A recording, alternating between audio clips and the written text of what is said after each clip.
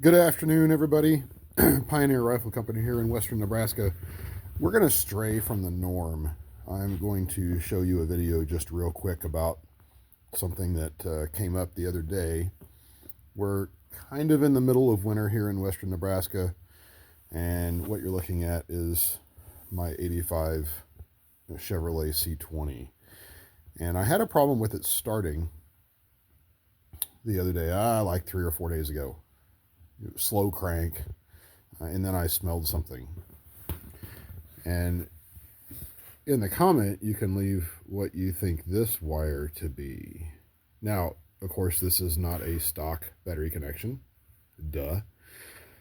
However, you see a lot of these clamp-on connectors on batteries.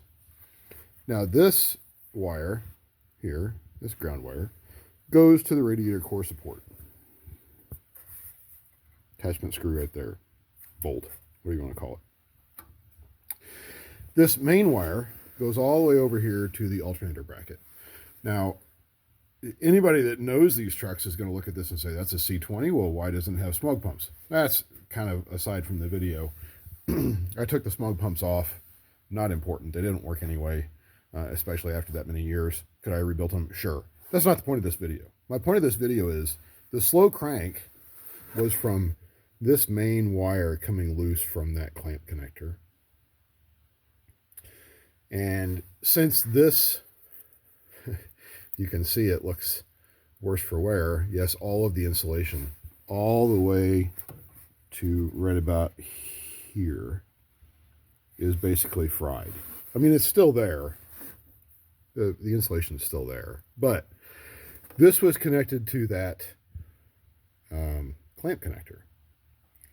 Now, again, this is not a factory connection, but however, the factory wiring does show that this wire goes to the alternator bracket, and this wire goes to that connector. So the point of this video is what happens if the main ground wire comes loose and this supplemental ground wire, which goes to the core support, which is, headlights, blinkers, marker lights, horn, etc.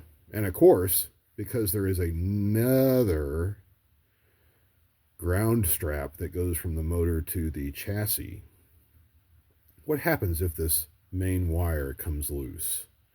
Well, what happens is it all tries to go back through this. I think this is, I'm not even going to quote it. It's a much smaller gauge than the main ground wire. So all that energy, electrical energy to start the truck, was trying to go back through this wire. Surprisingly, the truck almost started before I heard it, before I smelled the issue. So what we're going to do is we're going to get rid of this clamp connector. We're going to put a copper soldered connector on here, and we're going to actually run this wire over to the alternator bracket right here. We're going to do that because if this ever happens again, I don't have to worry about all of that energy being pulled back through this little wire. If the battery gets disconnected, the battery's disconnected. Thanks for watching. If you like this video, give me a thumbs up. Comment, like, subscribe. It's away from the norm. It's not a gun video. But I just want to mention this because this is not, of course, the only truck. I just bought an 89 Suburban. Has the same exact setup. And I'm going to be changing that out too. So just a weird thing from an electrical engineering standpoint, why you would attach this little wire to the battery, knowing that the starter could pull all of the juice from the negative side of the battery through this little wire to try and start the truck. Just thoughts. Have a good night.